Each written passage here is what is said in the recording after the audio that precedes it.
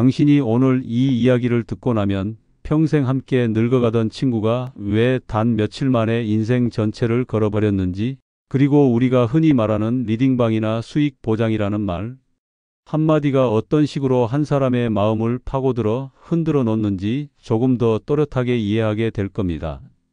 특히 지금 이 시간에도 누군가는 같은 실수를 반복하고 있을지 모릅니다. 이 영상은 투자 교육 영상이 아닙니다. 한 사람의 삶이 무너지는 과정을 조용히 바라보고 그 안에서 우리가 놓치지 말아야 할 작은 진실을 찾아보는 이야기입니다.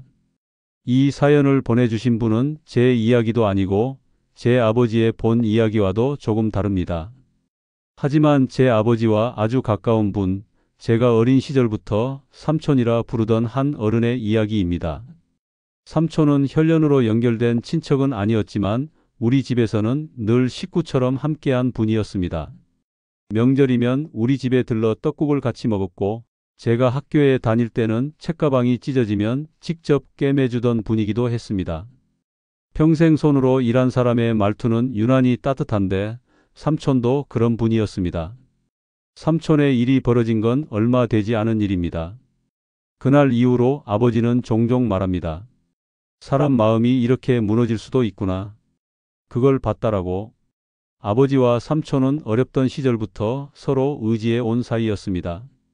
둘이 손을 잡고 공장 취업에 나선 것도 같았고 허리가 끊어질 듯 힘들던 날 술 한 잔 기울이며 서로 등을 두드려준 것도 그 시절이었습니다.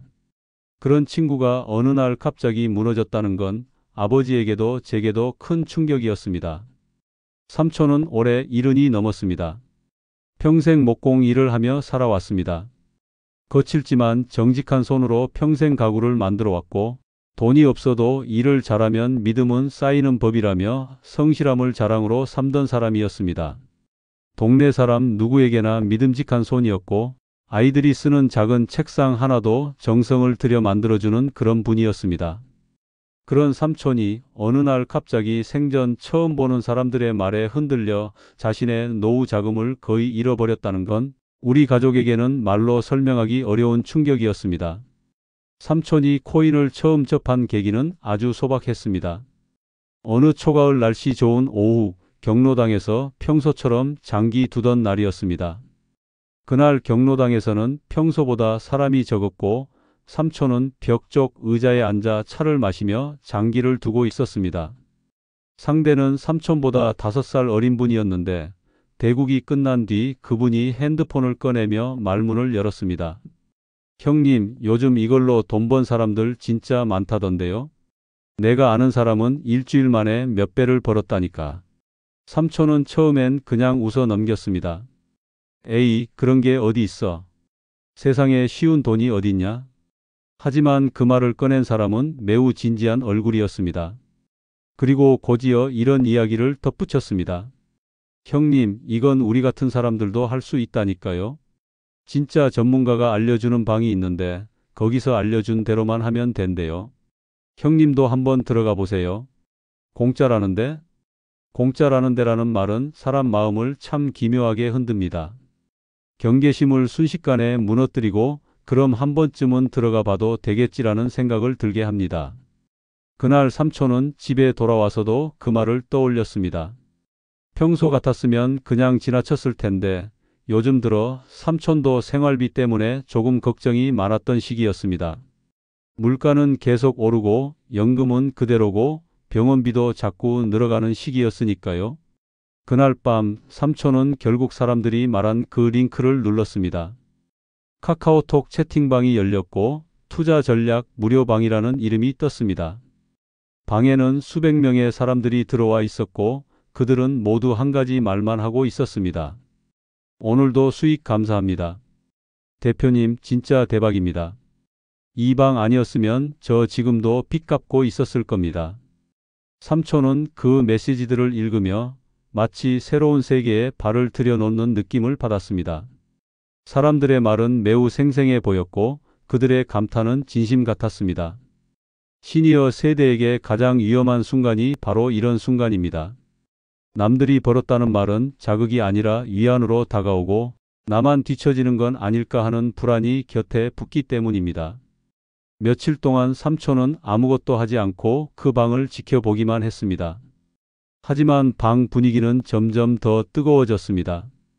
누군가는 수익 인증이라며 돈이 늘어난 사진을 올렸고 누군가는 오늘은 100만 원 벌었다며 고맙다고 말했습니다. 삼촌은 그 메시지들을 보며 자신도 모르게 마음이 흔들렸습니다. 그러다 며칠 뒤 방장이 등장했습니다. 이름은 대표님. 프로필 사진은 양복에 넥타이를 맨 중년 남성이었습니다.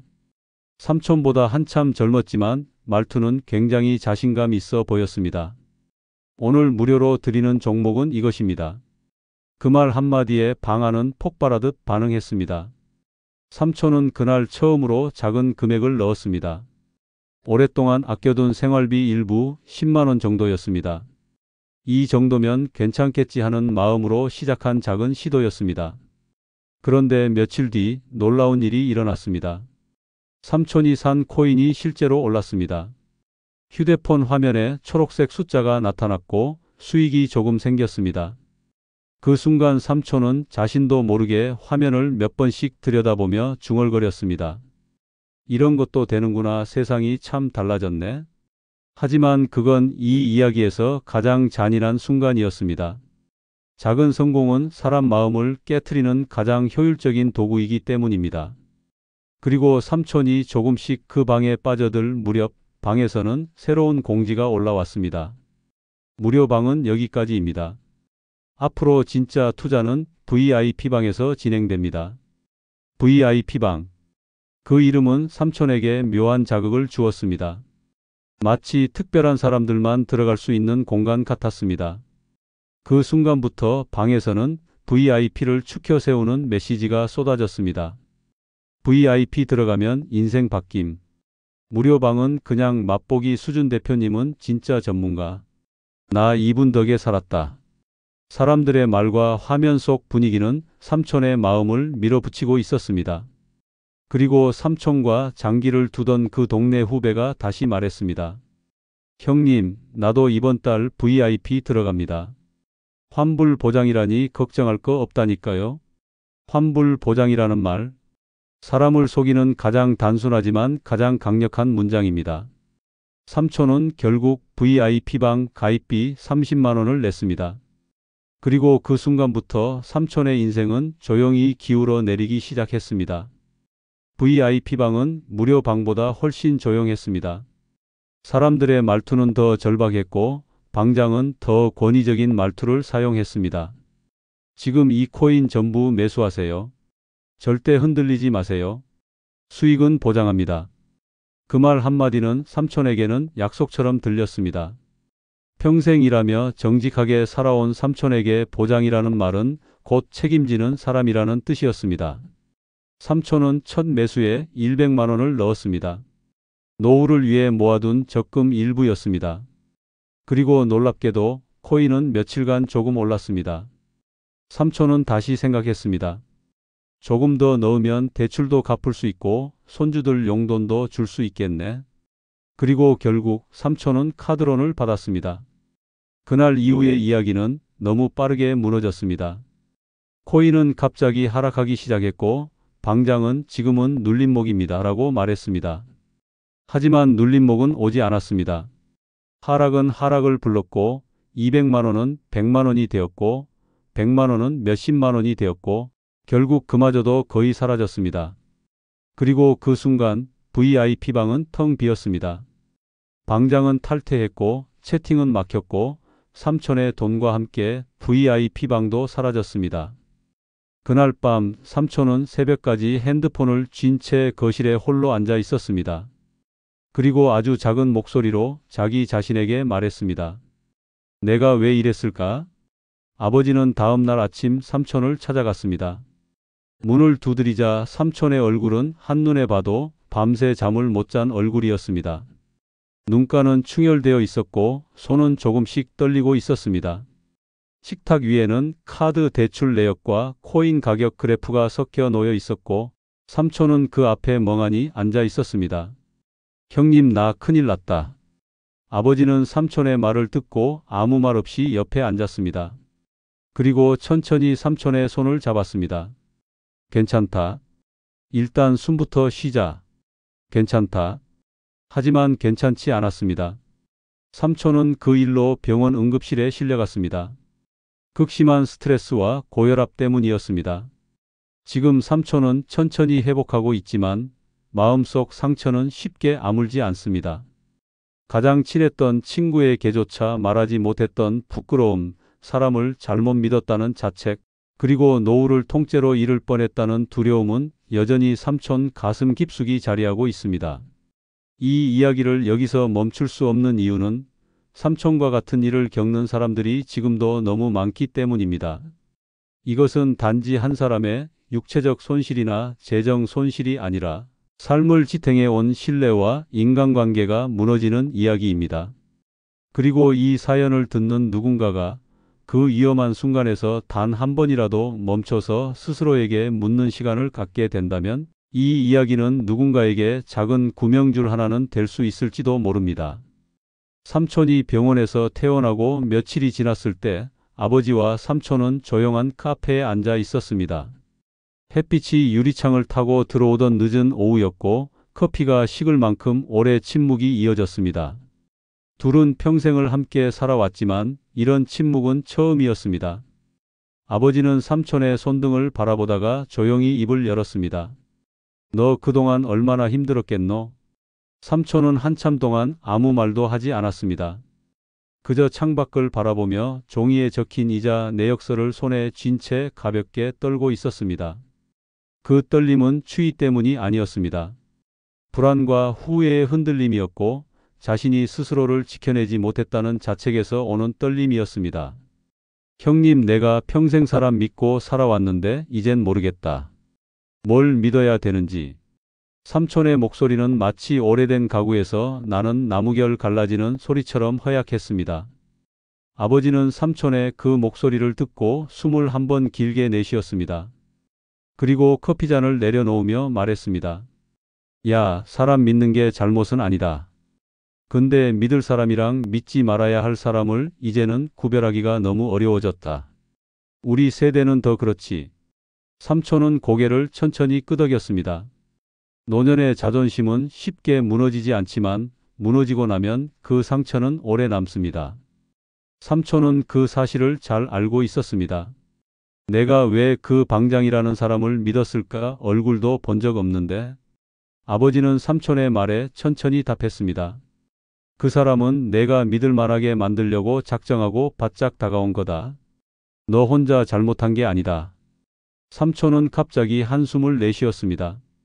그리고 한참을 말없이 있다가 조용히 입을 열었습니다. 형님, 솔직히 말할게. 나 요즘 달력이 무섭다. 아버지는 그 말이 무슨 뜻인지 바로 이해했습니다.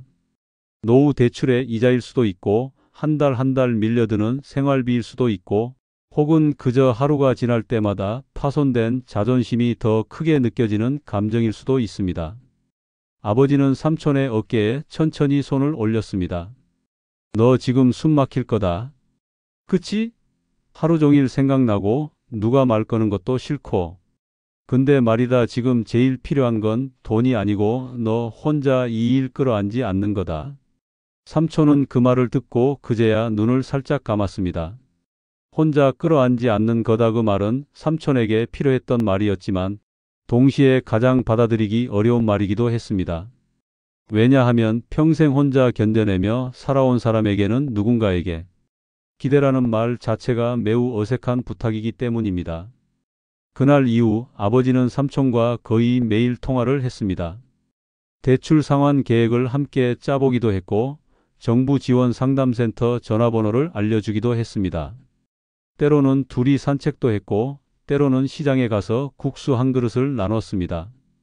그렇게 하루하루 삼촌의 마음은 아주 조금씩 다시 사람들의 온기 속으로 돌아오기 시작했습니다.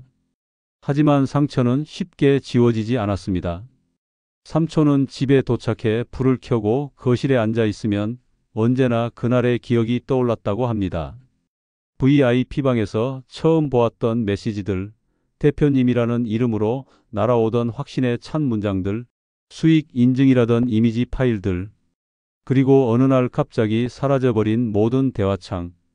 그리고 자신의 휴대폰 화면, 빨간색으로 끝없이 떨어지던 그래프, 수십 년 동안 쌓아온 삼촌의 자존심이 그 빨간 선과 함께 무너지고 있었습니다. 어느 저녁 아버지는 삼촌을 만나기 위해 집으로 찾아갔습니다. 문을 열자 삼촌은 거실 한켠에 앉아 있었습니다. 방 안은 조용했고 한쪽에는 여전히 정리되지 않은 채 쌓여 있는 카드 대출 내역서가 보였습니다. 아버지가 말했습니다. 밥은 먹었나? 삼촌은 작게 고개를 저었습니다. 아버지는 조용히 부엌으로 가 전자레인지에 밥을 데웠습니다. 데워진 밥을 삼촌 앞에 내려놓으며 말했습니다. 먹어라. 배는 채워야지. 배고픈 상태로는 어떤 생각도 제대로 못한다. 삼촌은 천천히 젓가락을 들어 밥을 한 숟가락 떴습니다. 그러다 갑자기 멈추더니 말했습니다. 형님, 나 사실 며칠 동안 잠을 거의 못 잤다. 눈만 감으면 그 방장 얼굴이 떠오르고 그 사람 목소리처럼 들리는 글자들이 계속 생각나. 아버지는 말없이 삼촌의 이야기를 들었습니다. 내가 평생 바보 같은 짓 안 하고 살았는데 왜 나이 들어서 이런 꼴을 당하는지 모르겠다. 내 인생이 참 허무하다. 삼촌이 이 말을 할 때 목소리는 마치 오래된 나무가 바람에 흔들릴 때 나는 소리처럼 약했습니다. 아버지는 조용히 말했습니다. 그런 말 하지 마라. 잘못은 내가 아니라 너 같은 사람 노린 놈들한테 있다. 삼촌은 고개를 들고 아버지를 바라보았습니다. 근데 왜 이렇게 부끄럽지? 아버지는 그 말에 한참을 생각하더니 천천히 대답했습니다. 우리가 커온 시대는 사람이 사람을 속여서 돈 버는 걸 상상도 못하던 시대다. 근데 지금은 그런 놈들이 너무 많다. 부끄러워할 건 내가 아니다. 삼촌은 작은 숨을 내쉬면서 고개를 끄덕였습니다. 그 순간 삼촌의 얼굴에 아주 작은 그러나 중요한 변화가 일어났습니다. 자신을 조금은 용서하려는 얼굴이었습니다. 그날 밤 아버지와 삼촌은 거실에서 오래 이야기를 나누었습니다. 삼촌은 어릴 적 이야기, 공장에서 일하던 시절, 가구 하나를 완성했을 때 느꼈던 기쁨, 사람들에게 신뢰받는 게 얼마나 행복했는지에 대해 이야기했습니다.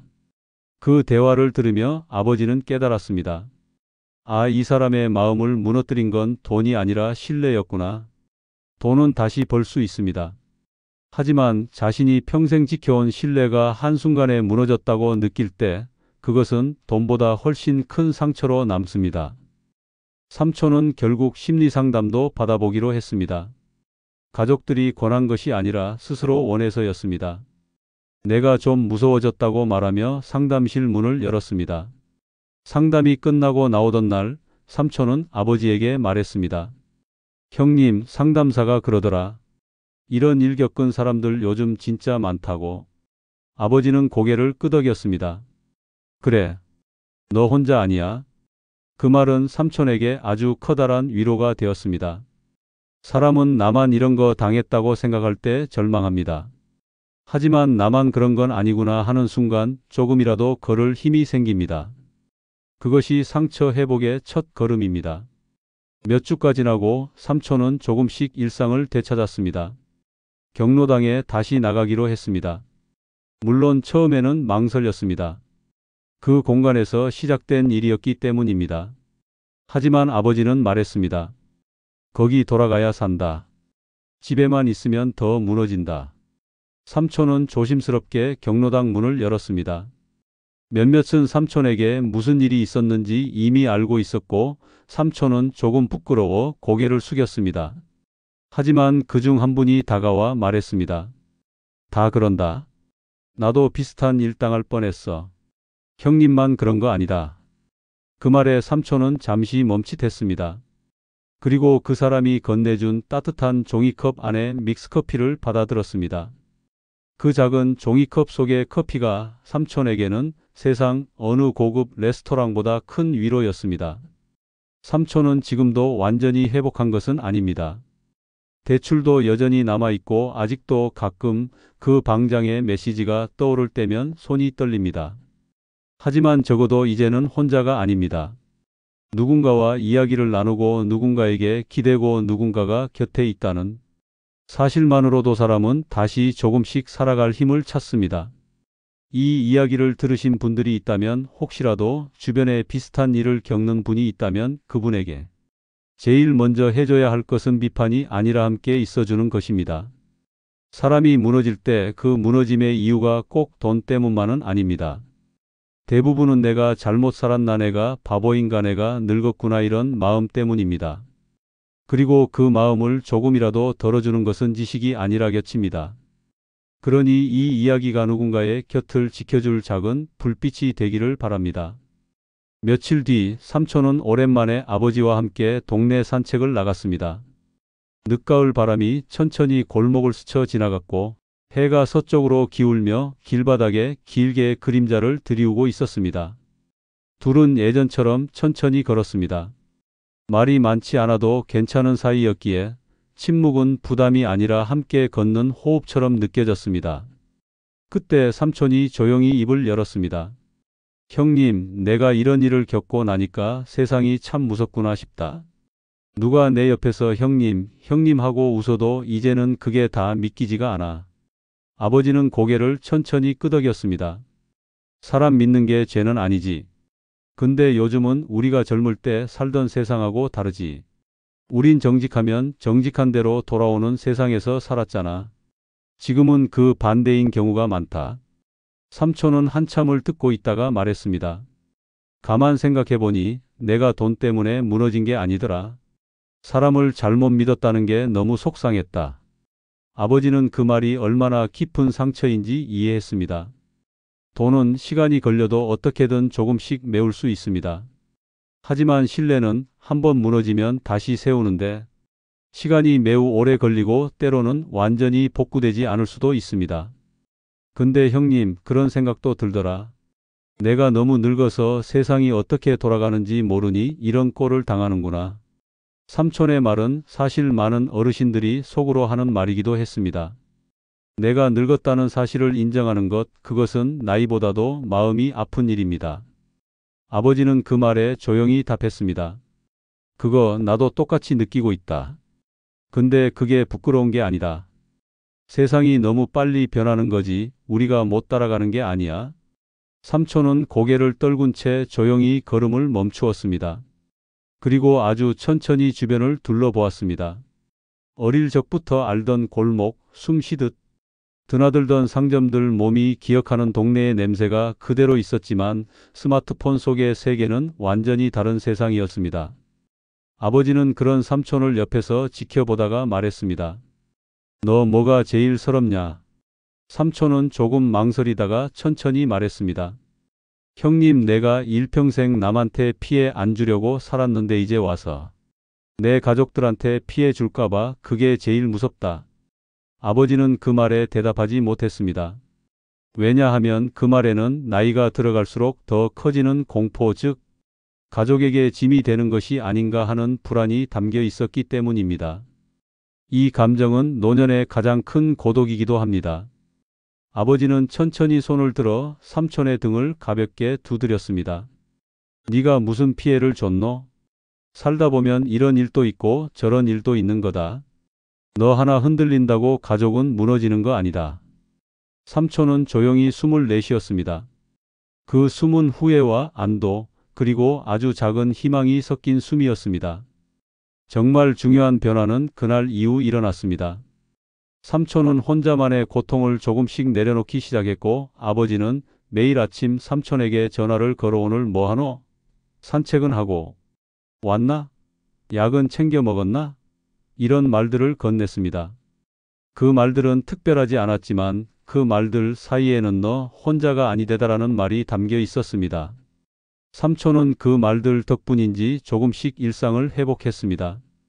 대출 상환 계획도 아버지와 함께 다시 세웠고 상담센터와도 연결되어 조정 프로그램도 진행하기 시작했습니다.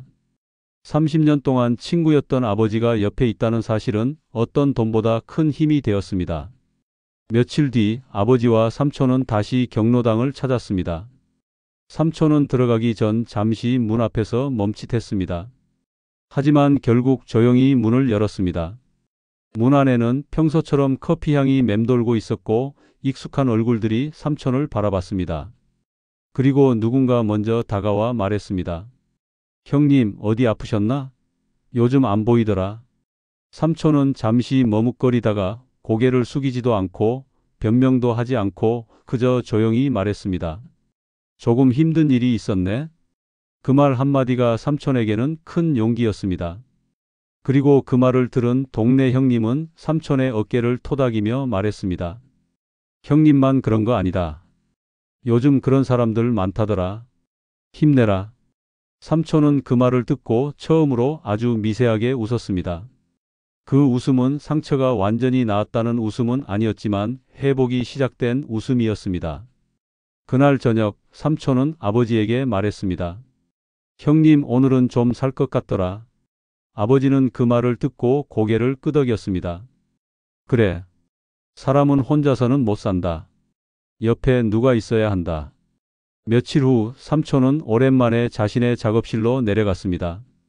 작업대 위에는 오래전에 만들다 만 작은 소품들이 그대로 놓여 있었습니다. 삼촌은 천천히 그 나무 조각을 손에 들고 칼을 들어 표면을 정리하기 시작했습니다. 칼날이 나무결을 따라 부드럽게 지나가는 소리가 방 안에 울렸습니다. 그 소리는 삼촌에게 다시 살아가는 소리였습니다. 평생 함께했던 손의 감각이 되살아났고 그동안 잃어버렸다고 생각했던 자신감도 아주 천천히 돌아오기 시작했습니다. 삼촌은 그 소리를 들으며 조용히 중얼거렸습니다. 내가 아직 할 수 있는 게 있네. 아버지는 그 모습을 보는 순간 마음이 뭉클했다고 했습니다. 친구가 다시 일어서는 모습을 보는 건 돈으로 살 수 없는 기쁨이라고 했습니다. 그날 밤 아버지는 저에게도 말했습니다. 사람이 무너지는 건 한순간이더라. 근데 다시 일어나는 건 옆에서 누가 손잡아줘야 가능하더라. 삼촌은 아직 완전히 괜찮은 것은 아닙니다. 생활비 계산을 할 때면 여전히 긴장이 되고 휴대폰 알림 소리가 울리면 가끔 가슴이 철렁 내려앉습니다. 하지만 더 이상 혼자 괴로워하지는 않습니다. 그리고 무엇보다도 자신이 바보였다는 말도 이제는 하지 않습니다. 그 대신 이렇게 말합니다. 세상이 나를 속였지 내가 잘못 산 건 아니다. 삼촌은 다시 사람들 사이에 서기 시작했고 아버지와 함께 산책을 하며 아주 천천히 그러나 확실하게 자기 삶을 되찾아가고 있습니다. 그리고 이 이야기를 듣고 있는 당신에게도 전하고 싶은 말이 있습니다. 누군가가 수익 보장입니다. 절대 손실 없습니다. 지금 안 하면 기회 놓칩니다. 라고 말한다면 그 말은 친절한 조언이 아니라 당신의 마음을 노리는 칼날일 수 있습니다. 돈을 잃는 것은 회복할 수 있지만 마음이 무너지는 것은 혼자서는 절대 회복할 수 없습니다. 그러니 이 이야기가 당신 또는 당신 가족의 마음을 지켜낼 작은 울타리가 되기를 바랍니다.